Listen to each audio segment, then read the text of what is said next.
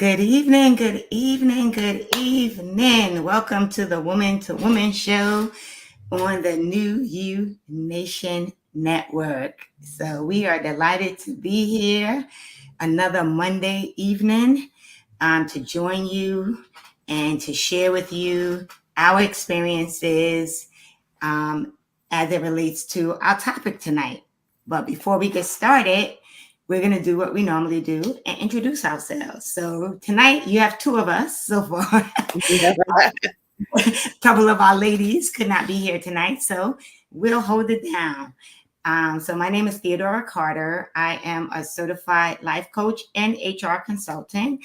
I am passionate about helping women 40 and above achieve the lives that they desire to live and deserve to live, and to empower them to live it. And I am grateful for another Monday. I'm grateful for another Monday. I am grateful for life. I am just grateful to be here today with my sister friend. And I am going to pass the mic to Miss Sheila. Good evening. Good evening. I am Sheila Isom, and I am an insurance claims professional, have been for a number of decades. And I also am a notary public, as well as a consultant and independent stylist for Color Street Nail Strips. Oh, do that, show those again. I did a little hodgepodge of orange here, so I added a little sparkle to my orange nail polish. Oh, I wanted to be a little bright since we were coming upon the end of the summer. I like that. You know how I feel about my warm weather. I know that it's stressful for you. So I want to say that I am grateful for miracles that have happened and miracles that are on the way. Oh my God, I love it. I love it. I can't wait to get into that. All right. Hey, Gina, how are you tonight? We are just introducing ourselves and Hey, saying what we're Gina. looking for. Hey, how you doing, Sheila? All right. Okay, I am Regina Howard Norman of Origin Unlimited, and I am committed to helping bridge the gap, right? So, between what people think their potential are to finding out what it really is. I'm also known as Chef Regina in these streets because aside from baking, I love to cook and teach people how to do it with love and no fear, right? And take ownership of their kitchen. Nice. So that's some of who I am.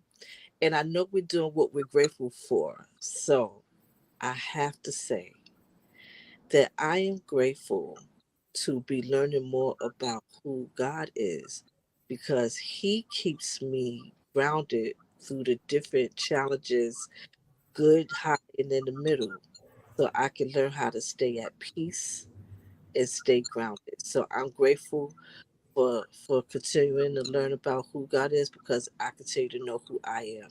So I show up the way that He would have me to show up. So that's what Nice. I'm grateful for.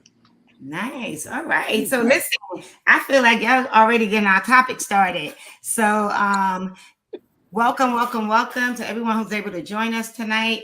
This is the Woman to Woman show on the New You Nation Network, and we are a network that is committed to just sharing the Gen X experience, right? We are all in that Gen X category, and we welcome everyone, but the expressions that you will get from us will be from our experiences as Gen X to help other Gen X individuals navigate this. What do they call it? Midlife? I was thinking before we started, like, are we in midlife? Like, what does that mean? Right. But anyway, our topic tonight is really, Gina, I think you kind of hit it. It's about mental health and mindfulness, right? And how we manage stress. But as I was thinking about this topic, like, I wanted to be really, really cautious and clear on how we, distinguish between, the different levels as it comes to mental health. right? Because there's a difference between being stressed out and people who really have some mental health challenges that require, that are Right. clinical issues, right?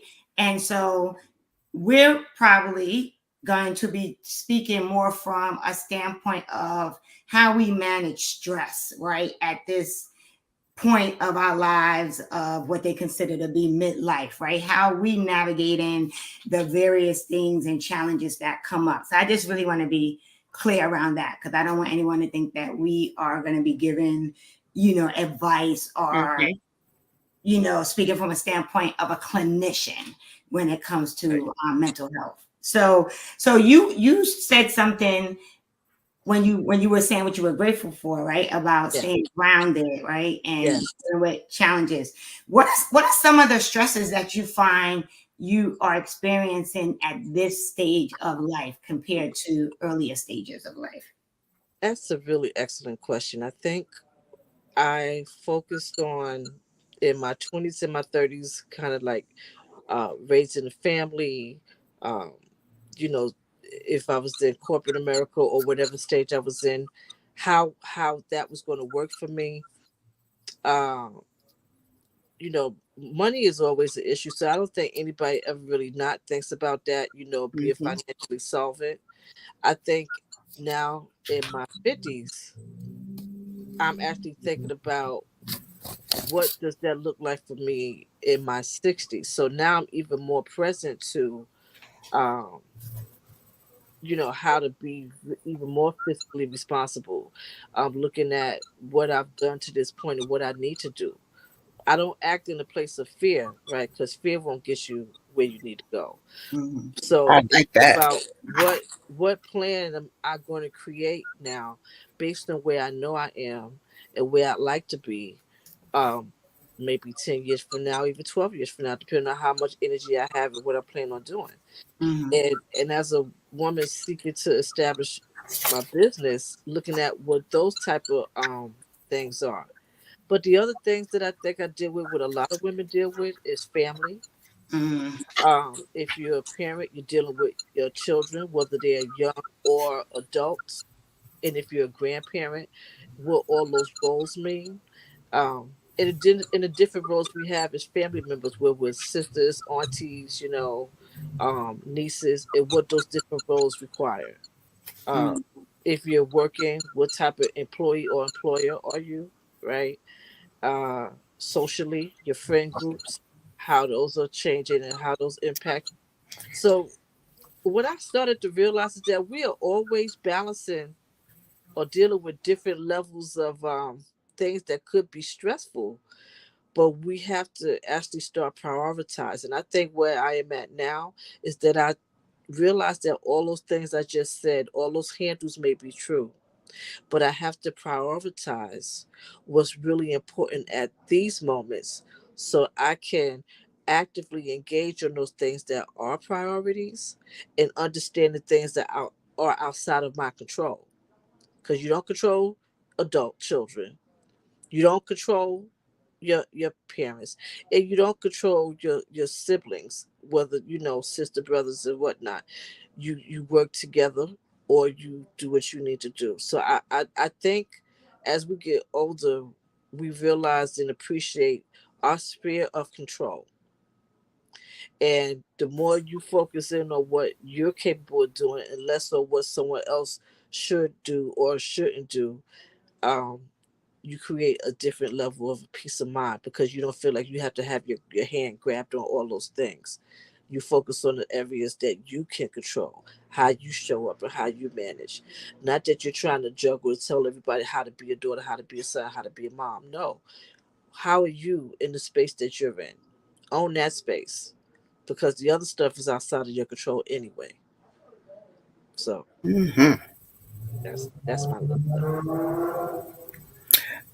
You know, I'm thinking about something that you said when you first started talking, Gina. You talked about the role that other people play in your life. And as I was reaching for my little notepad, a sticky note fell out, and it had the quote that I had written down when I was listening to one of the reverends from my church speak. And he said, stop holding on to people who have completed the purpose in your life. And that reminded me, that connected me to you saying about the role that others play in your life, because we hold on to people, places, and things entirely too long. And those are things that cause stress. I think it's easier sometimes. I think all of it takes a lot of work, but it might be easier to let go of things, let go of certain places, but it's harder to let go of people. And it's not until they actually smack you in the face or kick you down the stairs that you come to realize that maybe it's time for me to lift this burden, because this person that served a purpose at one point no longer does. This person now has outlived their season in my life. So now it's time for me to let that go and move on. And that will relieve some of the stress that you may have. The hard part is going to be identifying those people, right? But once you have identified them and realized that they no longer hold any value to your life, to your beliefs, to the core of your system, then you've got to let them go. And you can let them go with love. There doesn't have to be any malice intent. You can let people go with love, because that will help you in the long run. I mean, it's so cool, right? Like you guys have said so, so many things that I think, we could just like expand on. But one of the things I heard, right, was all of those labels, right, that you mentioned, Gina. And I truly believe sometimes that creates the most stress, right? Because I think as you're younger, right? I feel like as I was younger, right, and I'm navigating, right? You're trying to be everything to everybody. You're trying to, build your career. You got trying to fit into different facets of family or whatever. But I feel like as we grow, right, we pick up more labels and more labels and more labels. And then I think part of the stress is not being able to say who you are. And why I say that is because I literally had a conversation this weekend with a friend, and she was doing the Clifford Strength test, right? Like it was something she needed to do for a program she's taking. And I was like, oh yeah, I've done this before. And I was like, it's really going to be helpful because it's going to identify and help you figure out like, your strengths and why you show up the way you show up. And then I was like, but also I felt it was great because it really helps you focus more on who you are, right? And then I said, one of the questions I normally ask a lot of my coaching clients is, who are you? And she said, that's a question I'm not able to answer. And I said, you're not alone, because we pick up all of these titles, right? We're mother, we're auntie, we're, whatever title we have at the job, whatever title we got in the church from whatever ministry we're on, right? They're all of these titles we pick up that I think sometimes also create stress, because now you're trying to maintain and live up to these titles that you now have attached to yourself. And in some cases, you're like, well, damn, who am I?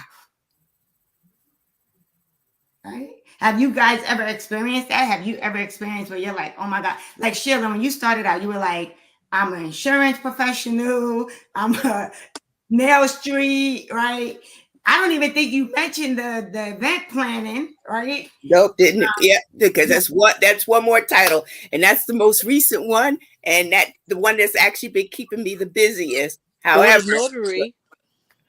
I did mention I started out with the notary, so I got that part. Okay. But the other Okay. one last row, because that's just it. You're right. It's like when you sit back and you ask yourself, "Who are you?" The first thing that comes to your mind is one of the labels. Yeah. Right. So, how do you define yourself? And I think it's hard, right? So when I'm working with my clients, right, I literally am like, I need you, like it's an exercise that you want them to do, right? And I'm like, I want you to take away the titles. Like, you're not mom, you're not daughter, you're not sister, you're not chief, whatever, or whatever your title is. And just really think about, like, at your core, who are you? What are you passionate about, right? What makes you tick when you get up in the morning? What drives you? Like, what music do you love? Like, what are the other things about you that make you who you are outside of those titles? I think that's so important, Theo, because as we were saying the different things that we are, what we do,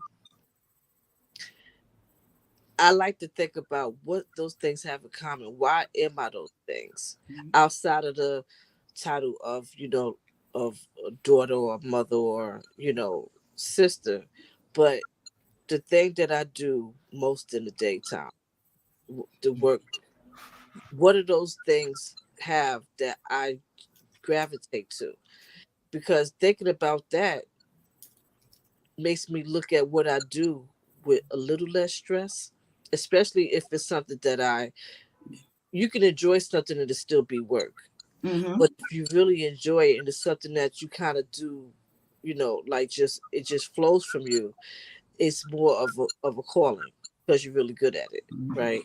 Like, Sheila deals with, you said, insurance. Mm-hmm. But part of what your gift may be is that you're very organized and strategic and you're able to manage and lead people. And so that helps you do what you do well, even though it can be stressful Mm-hmm. working in certain environment. So I've learned how to take in, and I'm glad you said that, Theo, who am I outside of these titles? Why am I in the spaces I'm in? And one of the things I've always loved to do is I love to help and I love to serve. Mm-hmm.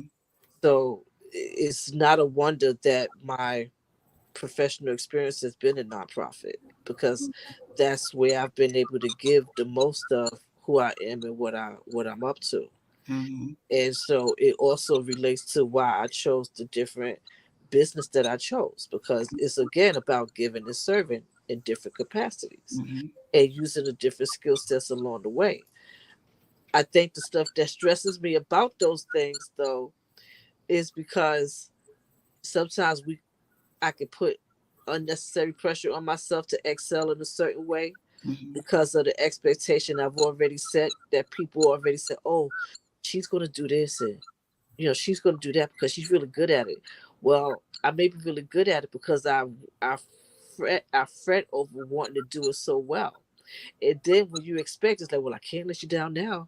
You know, you expect me to do well at it. So I gotta do better than that. I gotta I gotta blow it out, blow it out the park, so to speak. And then those kind of things could stress you. And what I've learned is to stop, Mm-hmm. think about what I'm supposed to be doing, do what I know to do.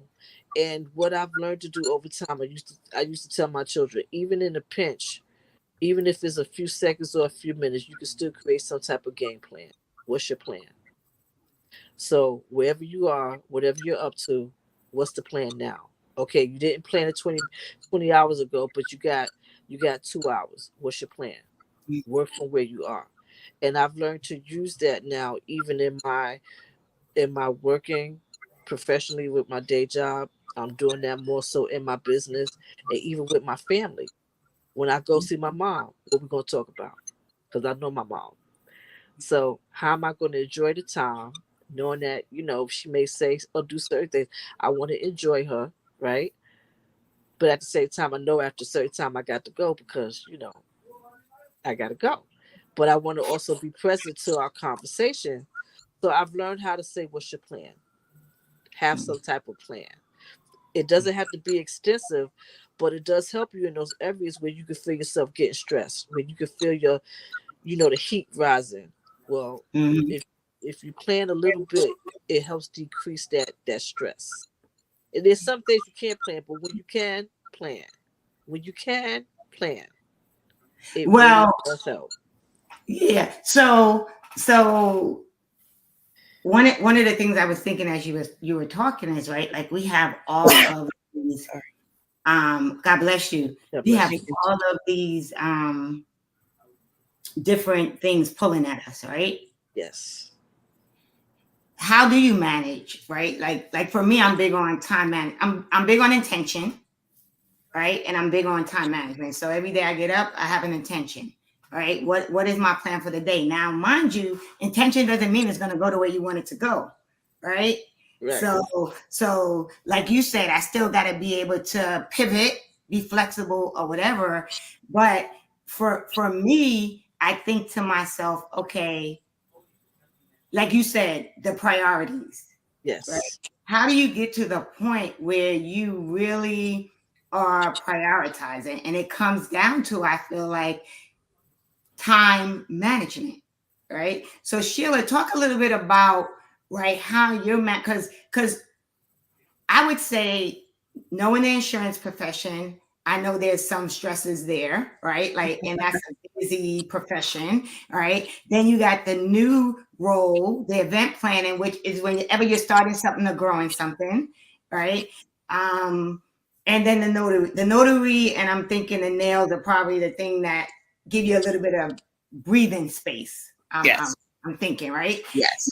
But how have you managed to say, okay, I got these 4 areas, and I'm a wife, right? So you still got to manage that. And you trying to, you keeping, you and your honey, you do your thing. You keep your Yep. relationship fresh and everything, right? So talk to us a little bit about that, right? From that standpoint. Well, what if in handling insurance claims is extremely stressful because we're busy all the time. And there are so many priorities, and especially when you're in management, right? Because you've got a team of people that report to you, so you're accountable to and for them. But then you have upper management, right? So you're accountable to them, so they have their demands from you. So every day is like a balancing act. And just like you said before, the time management is important. In our line of work, oftentimes it's very difficult to to make the balance between time management and quality. Mm-hmm. My preference is always going to be quality over anything, right? Mm-hmm. Especially me. I'm kind of like a natural born teacher. Mm-hmm. So I firmly believe in training. I firmly believe in sharing.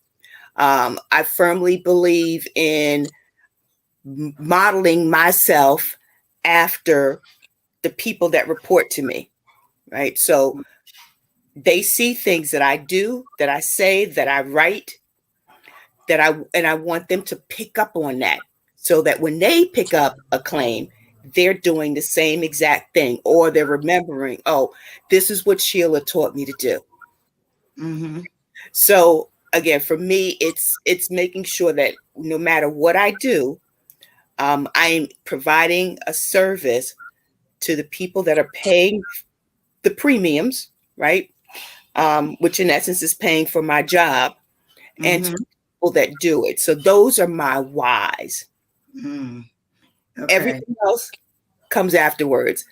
If it's some kind of deliverable where I've got a week or so to do it, then I'm going to have to put that off for a couple of days, maybe. If that means that I have to pay attention to something else, because there's always going to be something urgent that comes in, whether Mm-hmm. it's a very serious injury or complaint phone call or something like that, that it's going to require that I drop what I'm doing. Those unforeseeable and unexpected events, right? You still have to invisibly factor that into your day. Mm-hmm. But for me, my day is not complete if I haven't done at least one thing that's going to make a difference to either the people that report to me or to the people that are paying the premium for my services. So what I've heard is, even in whether it's your professional 9 to 5 or it's the business that you've chosen, it how you are managing through your stresses is by making sure that you're showing up in the area that you're most passionate about, which is being a servant. Yes. Whether it's a servant leader, it's crazy because when you were talking about, the people that, you got to manage above you, I thought about, I'm in it, my profession is stressful. I'm HR. Oh yeah. Cause Right. I was just saying to one of my friends, I said, you know what? I don't even debate my profession because, automatically people blame everything on HR, right? Everything. They don't Right. everything. Despite whether we're right, whether we're wrong, they will blame everything because most people don't read their policies. They don't know, like, just all of the reasons, right? And I was saying to her, it's so crazy.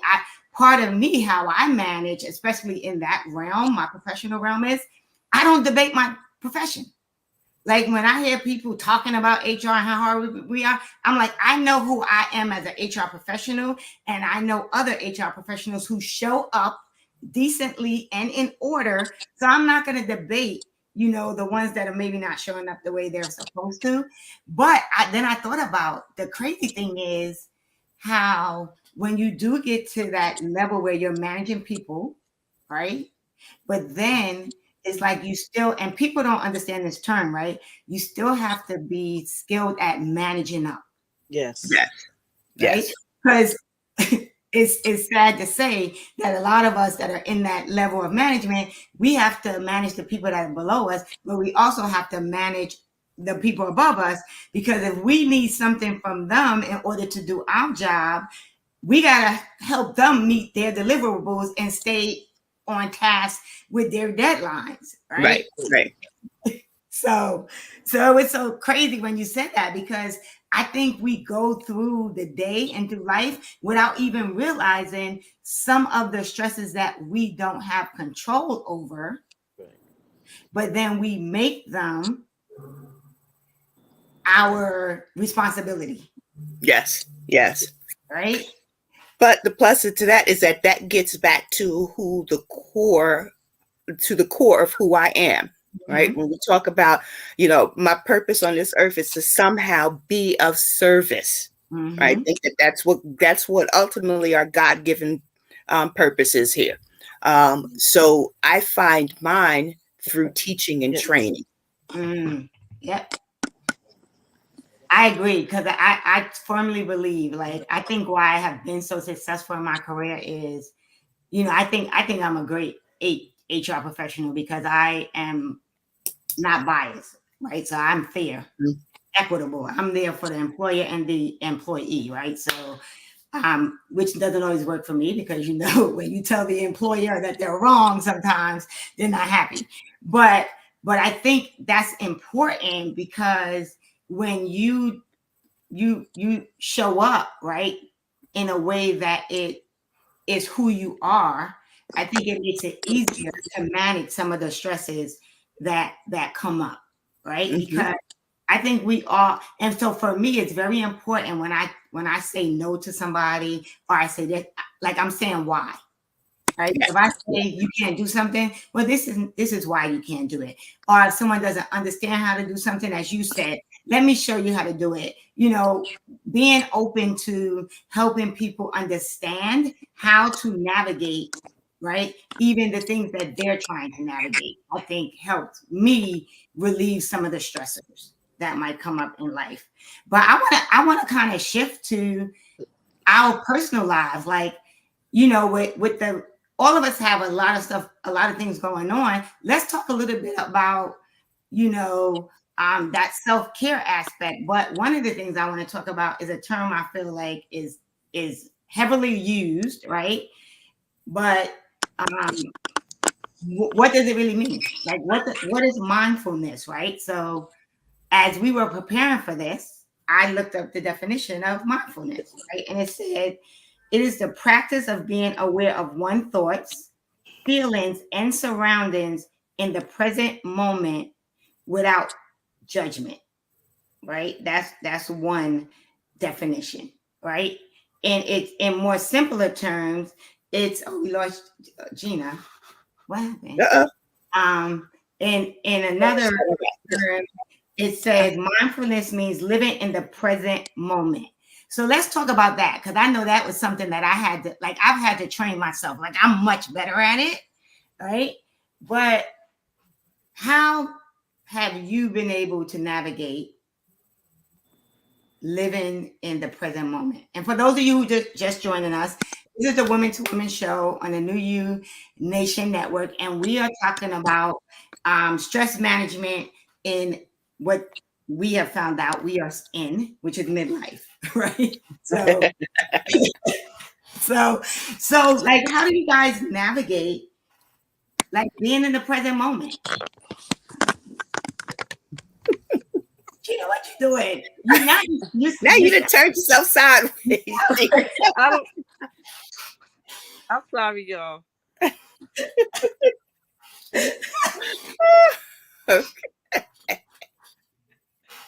So how do you stay in the present moment? I mean, talk about it, because I mean I'm better at it, but it Yes. took me a long time to get there. The same.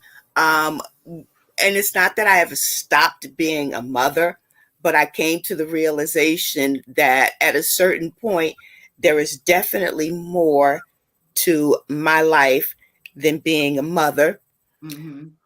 and being a wife, right? Mm-hmm. I realized that I had been giving myself so much to everyone and everybody else. I'm also on 2 nonprofit boards. So that's something that takes up a lot of my time as well. Um, and I didn't realize, though, that I wasn't doing things that brought me total fulfillment for me. I mean, doing things for and with my son, yes. Did that make me happy? Did it make me feel good? Yes.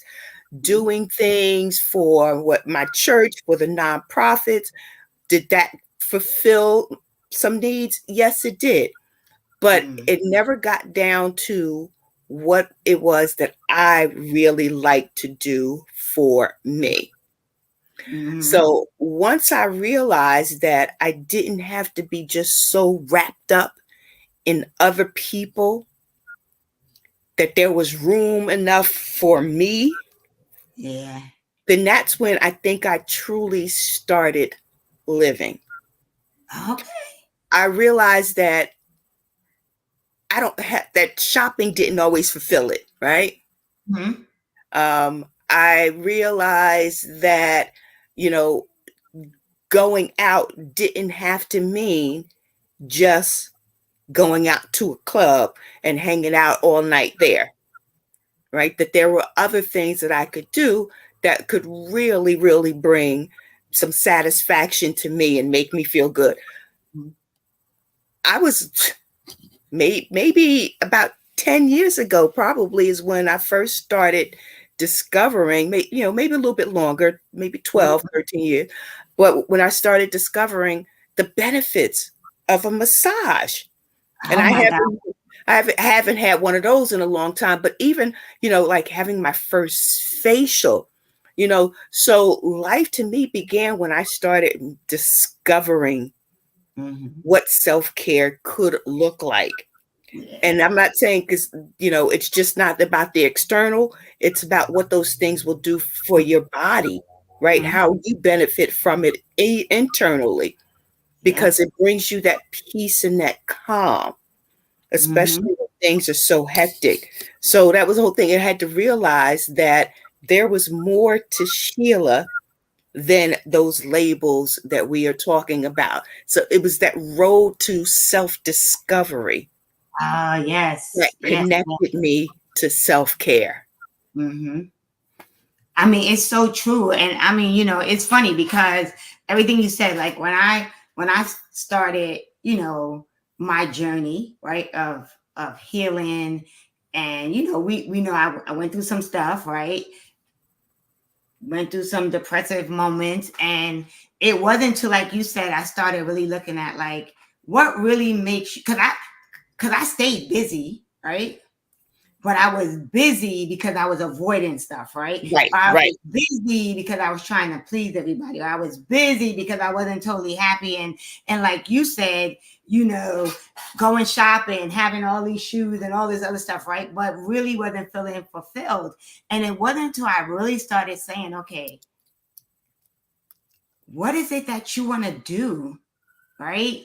And it wasn't until I started investing in myself. Right. And so I really hope someone hears tonight, right?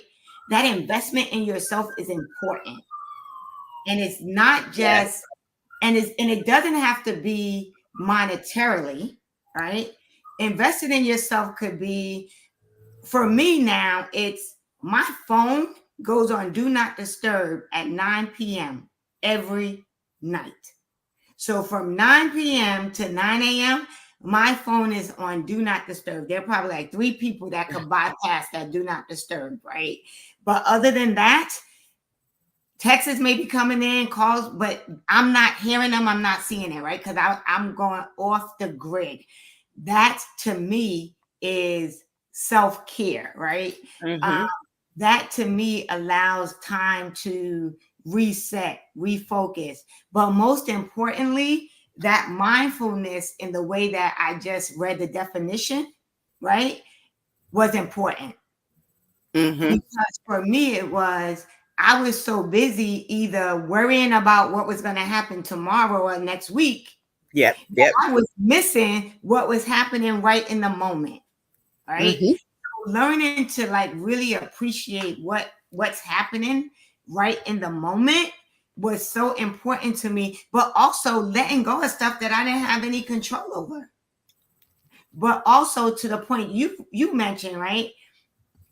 Massages and facials, right? I had to decide, okay, how am I going to budget? What am I going to give up so that I could go and enjoy these massages Yep. and I Yep. could enjoy, right? I don't have to have all of these pairs of shoes in my closet.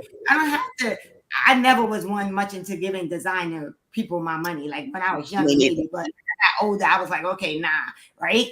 But really just investing in yourself, right? To make you really begin to be like appreciate life. Like I've been on this journey, I want to say since I would say probably 2020, like after I went through my therapy, my coaching and everything too. I'm like, you know what? My whole goal right now at 58 years old is to live a life that is centered around peace. Yes. And every day I'm intentional about who I'm allowing in my space, what I'm going to tolerate, what I'm going to deal with, right? What I can control and what I can't control. And so that has been so like significant for me in this phase of my life.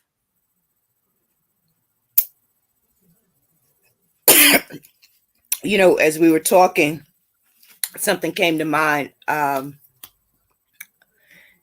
You know, when okay, so you want to go on to a health journey and make sure, you know, it could be for weight loss, you know, just longevity, and you know what you should eat and what you shouldn't eat, right?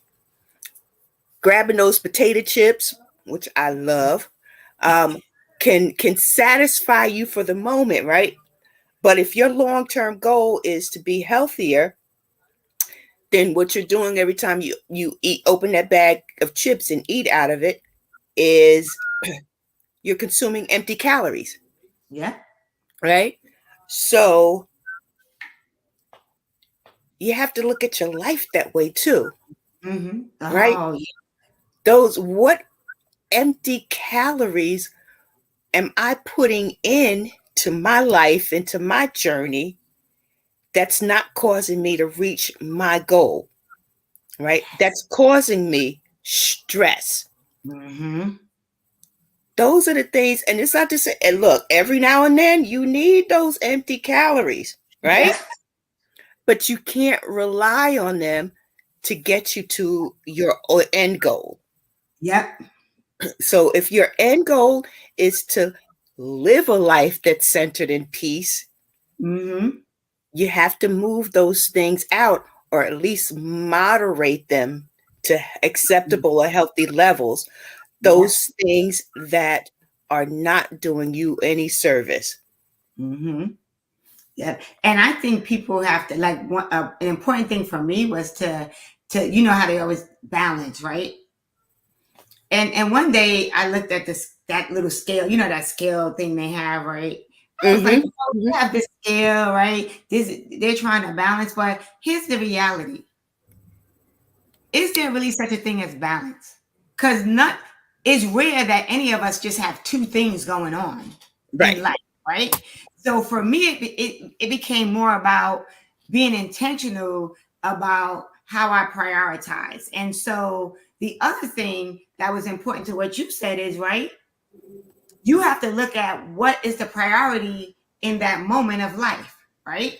Because at this phase, in this stage, right, like you just said, I might be like, you know what? I am focused on right now being healthier, right? So that might become the priority. And so now the 3 or 4 things that I have going on in my life, I have to look at how am I going to prioritize them? Mm-hmm. What might Mm-hmm. have to be on the back burner versus what might have to take, precedence over those things. I will honestly tell you, I don't believe in deprivation. So for me, anybody that's like, oh, here's a fat, no, I'm not doing no give up carbs, give up this. I can't. Mm-mm. So I am a moderation. I will do it in moderation, right? So like you said, right? If I feel like I want to have chips, yes, I'm gonna have chips. I'm not gonna sit and eat a whole bag, but I'm gonna be sensible about it. I kind of really do the 80-20 rule, right? So usually throughout the 5 days, I'm eating really, really great, trying to get in a lot of healthy options. Mm-hmm. And Mm-hmm. I might have something that's a treat. Like yesterday, I had me some mint, Oreo cream ice cream, Mm. right? That was my treat for the week, Yep. right? Yep. And so I think it's really, really important for us to also get out of this mindset of thinking, I'm gonna have a balanced life. Like at least for me. I'm not saying this is for everybody. I just really don't feel like there's a such thing as balance because I don't have two things that I'm going to be able to balance on a scale. I have multiple things going on, right? Especially, I would say when I really got to the point of how you're going to live this life that you're trying to create. I made a decision that a lot of people were looking at me like I had two heads. People were like, why would you do this? I left my executive level job. That's right. And I went back to being an individual contributor. And for anyone that doesn't know what an individual contributor means, that means I went back to being in a role where I went to work. I had a task and responsibilities that I have to do, but I was no longer responsible for managing or anybody else. Right? I was no longer in a role of management or leadership. Of course, I'm always leading because in Right. HR, right, I still provide services to leaders and other people, but I was no longer at a level where I had to make decisions and be, in that stress where I can never shut it off. I'm tied to my phone 24 hours a day, right? And people was like, oh, you're gonna leave. And I was like, you know what? I've had a great career. I started as administrative assistant. I grew through the ranks to an executive. It's been great. It's been a great run. But right now, peace was my priority. And I Mm-hmm. was not getting that because I was tied to a job because I've always also worked in an industry where they were open 24/7. Ooh. Right? I've Ooh. always worked in healthcare and then I worked in a social services field where they never shut down, right? So it wasn't in my role, I could get a text or whatever at 11 o'clock at night, something might be going on. And if I was AOD, I was administrator on call, somebody could call me at 1 o'clock in the morning and I got to hop up and maybe run into a location, right? Yeah. So, I think we also have to get to a point, and this is not easy for everybody. Was it easy for me? No. That decision came with a pay cut. Uh-huh. Uh-huh. Decision came with me having to figure out how I was going to budget, how I was going to spend differently, right? There were a lot of things I had to think about, but I had to think about ultimately what is the life that I'm trying to create, especially as I get closer to retirement, Yes. Yes. right? And so for you, like now you're an empty nester, right? Kind of, sort of. he's still here, Yeah, he's but still there, but he's more independent now, right? That he's out. he's an adult for all intents. He is an adult. So I don't have those stressors, right? Yeah, You know, as a parent, there's always going to be a certain level of stress that you have. yeah, But I don't have to worry about making sure that he's eating, number one, because he's grown. I yeah. don't have to worry about how we're going to pay for school. Those Mm, student loans are his. yeah. I don't have to worry about making sure that he gets to school on time, that I'm making doctor's appointments for him and that he's getting there, right? So those kind of things are gone. Oh man, talk about like a weight that's lifted, right? Um, the other thing about that is that the stress of always wanting to make sure that your child succeeds, Mm-hmm. that they are healthy, that they are safe. That's always going to be there. Mm-hmm. But again, that's a stress level that you learn to moderate, right? Because just like with me, all you can do is talk to me. You can't force me to save more money. You Mm-hmm. can't force me to start work a half hour earlier, right? Mm-hmm. To get ahead. I have to make those choices on my own. You can feed me the information, but the action has to come from me. The desire has to come from me. Mm-hmm. When you realize that as a parent, you can still sleep at night. Mm. So talk to me to help somebody out right now, right? Because there's somebody out there, right? There's a parent out there that's thinking they can't let go, like they can't do what you did, right? And from listening to you, it doesn't sound like you let go, right? You didn't No, just be like, okay, that's it, right? But you were able to get to a point where you're like, okay, I can respect that my child is in this phase of life, so I'm going to operate from this level. How did you get to that point? Was it easy to move into that space? no. And it's and part of it is because parenting evolves, right? So I think the way my parents parented us stressed us out because Mm-hmm. we're all in the same generation. So we came from the proverbial when you're 18, you got to get out of here. Mm-hmm. That's not what they meant. What they meant was you have to be able to fly on your own and be a productive member of society. So the same message is still there. It's just how it's relayed. And Mm-hmm. I would tell my son, yeah, your granny would tell us all the time, you got to get out by 18. I don't care what you do, but you got to go, right? And I would tell him also, I'm telling you this, I'm not kicking you out, but I'm telling you this because at some point, my job is done. I'm still going to be your mother. I'm always going to love you, but Mm-hmm. I have to be able to say, I've done what I've needed to do to make my child a productive member of society, which is why I don't stress about that part. Is he Mm-hmm. doing what I would like him to do? Yeah, Absolutely not. But this is his phase. This yeah, is his journey. I can't live that for him.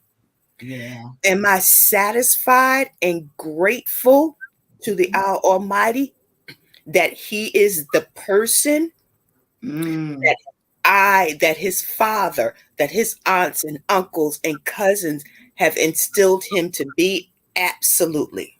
mm.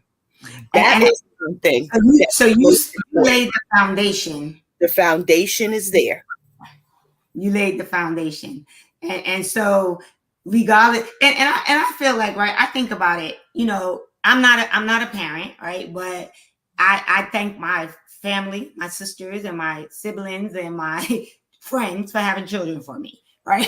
So I'm auntie Theo, right, and so but I love that I get to talk to, my nieces, my nephews, my godchildren, and be able to understand, right, who they are, help them understand who Yes. they are and who they're becoming, but also respect, right? I remember having a debate with one of my cousins because he felt like, this one of our younger cousins, he felt like he needed to go and get like a civil service, like he needed to go and apply for trans or whatever. And I was like, but if that's not what he wants to do, Right. right? Cause I feel like you said, we grew up in an era, Gen X, like we grew up in an era where you graduated high school, you either were gonna go to college or you're gonna get a job. You might stay at that job forever because you got to get your pension or your retirement, right? Like, so I truly believe in it, because now we're at that point where we're like, wait a minute, we want to do what we're passionate about. Right. Right. So Right. we're kind of transitioning right into doing what we want to do, running our own businesses, right? And doing the things that we want to do. So I love now that this generation is open to really exploring what it so when I hear children saying they don't want to go, right, like they want to take a year off before they go to college, I say to the parent, you know what? Just like Gina said earlier, just make sure they have a plan. Right. Right. Right. When they say that, ask them what's their plan. So, okay, you don't want to go to college for a year, but what are you going to do? Because I'm not gonna finance your year. Absolutely. Off, right? Right. And college is not for everyone. It surely is not. But you have to have a plan. You have to have a desire or a passion to do something, right? It can't be, and let's face it can't be, I'm going to be a professional gamer, right? Because that's a niche right there that is really only available to a select and small number of people. Mm-hmm. And we know that that's something that's really, really big, right? Yeah. Following behind that, social media influencer. It took me a while before I realized what an influencer was, right? I know. And while there are tons of them out there are even more that aspire to be that. Mm-hmm. Just like professional athletes, right? Yeah. So you want to, if that's your dream, then fine, pursue it. But understand that you're not going to happenstance upon your dream, right? That dream is not going to automatically appear and allow you to make money and save money and things like that. You got to build up to it. Mm-hmm. But in the meantime, you have to be an adult. Yeah. And then you have to learn about the stressors of being an adult, which means that while you're pursuing your dream, you're going to have to go and work that job. Yeah. And I was going to say, that's one of the things that's important about this conversation we're having, right? Because, you, me, and the women, the ladies that cannot be here tonight, right? We all probably like in our late 40s and 50s decided we were going to pursue our dreams, right? But with that comes now a different stressor, right? And so how do you manage that? And so as we get to the top of the hour, I'm gonna make this my final point, right? And really just talk about how I start my day, right? Because I think for me, that is so important to how I'm able to navigate the phase of life that I'm in, right? Where I'm trying to grow two businesses, still working an individual contributor job, right? Still trying to have a social life. At some point, re-entering the dating pool, which that's a whole nother thing, right? And so for me, it's about intention. It's about gratitude. But one of the things I've really had to get back to that I had gotten away from was sitting still in the moment. Yes. Right? Because I used to get up, have my devotional time, have my prayer. And then I noticed I was just moving. I was Yep. getting up, I was like saying a quick prayer, and now I'm and I just started now making sure that I sit. I have this nice little furry chair in my bedroom. I will sit in that chair, lights out, and total silence. Nothing, right? And it really, I'm like, oh my God, the difference it's making in just how my day goes, right? How I anticipate the day, how I enter the day, right? So for me, I want to say, you know, as you think about that mindfulness component we're talking about, right? In dealing with Hmm.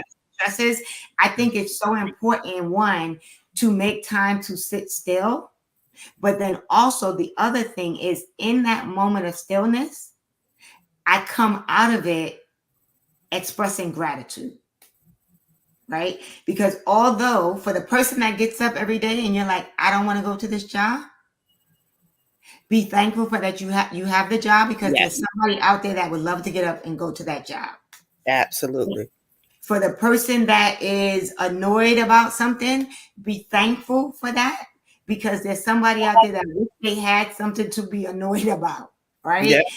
You know what's that saying is how that person that used to say that saying about complaining about not having shoes until you come across somebody that didn't have any feet, right? Right, right. So for me, I think intention, stillness, and gratitude have really been game changers for me as I manage the stressors that might come up in this phase of my life. All right. Well, I'm going to piggyback a little bit off of what you said. And again, as we know, you are big on being intentional, Mhm. but be intentional about who you are, Mm, not who you want to be, not who you perceive yourself as, and not who others perceive you as, but who you really are. mm, When you start to take that journey and be intentional and deliberate about that journey, mhm, you can tap into those resources that will allow you to manage your stress, that mhm, will give you that mindfulness, that awareness that you need so that you can manage what is going on in your life. But mhm, understand that that is a journey. It is going to take some time. But mhm. again, you have to make sure that that is always in the forethought of your mind. And you know, it's so important that you said that, because the reality is basically what I heard you say is be who you are behind closed doors when you are not behind closed doors. That's what I heard. I heard don't Absolutely. be one person when the door closed, like show up the same way all the time, right? All the All time. the and so that's what I heard, you know, and I think that's so important, because when we try to be one thing to this person and in this space and that space, right, it that creates additional stress on you. So definitely true, man. So this has been a rich conversation. You know, It sure has. every week I come in thinking, what are we gonna talk about? And look, and all we need is a topic. All we need is a topic to get us started, because when you don't think you have anything to say, you have something to say. But I also think it's because, right, in all reality, for anybody listening, right, this is the Woman to Woman show on the New You Nation Network, but we are just ordinary women. That's it. That's Like, it. you know, we are grateful and thankful that God has chosen us for this and given us this platform to share our experiences. And like Sheila said, like also in your final thought was, right, we're still doing it's a journey. We still don't have it all together. We're Nope. still figuring some stuff out. We're still navigating this thing called life and what we are trying to create as we move into the next phase of our life. But what we've decided to do is share our experiences with you, right? So some of the stuff we're going to tell you is trial and error because we're still learning too, right? And That's so, absolutely, and that's the beauty behind it all, right? Because then you can reflect back and say, yeah, I remember when I did that, and that was one of the craziest things that I ever did or said. And then there's yeah, going to be a time when you say, I remember when I said that, and look, it's now coming to fruition. man, I look back at myself in 2020. Right. I mean, I'm Mhm. not going to even go back to because I could look at myself back to when I was like 20 in my 20s, 30s. I'm not going to even go that far back. I'm going to go back to that point where my journey started, right? When I started healing, where I made the choice to heal. When I was like, you know what? You could stay here being woe is me, or you could heal, right? Mhm. And the minute I made that decision to be authentic, like you said, to let people know, hey, I'm not all right. I need some help, right? It was a game changer, right? Like literally, who would have thought that I would become a published author? That's not anything I thought about doing, right? But I was able to release some fear and say, okay, yes, I'll do it. Mhm. And now my second book, my Second book, second collaboration dude, number two. space, right? And so that's another thing I want somebody to hear, right? The minute you do what Sheila said, is like really begin to think about who you are, but most importantly, who you want to be. It's a game changer. And so, with that, Absolutely. because we're a little bit over, Just a we are tad bit. going to, just a tad bit, we are going to thank you for joining us tonight for the Woman to Woman show on the New You Nation Network. We are here every Monday night at 8 p.m. Ordinary women who God has given the opportunity to do some extraordinary stuff. And we just want to share with you our experiences in the hope that it will help you along your journey. And so we are going to say goodnight the way that we normally say goodnight. Mhm. We started out with 3. We lost one of our sisters, but she'll be back next week. And a couple of more will probably be here as well. But for tonight, Sheila and I are going to say good night. And we're going to say truth Truth plus plus transparency transparency equals equals healing. healing. All right. Have a great night, everyone. Thank you Good so night. much Thanks for for joining joining us. us.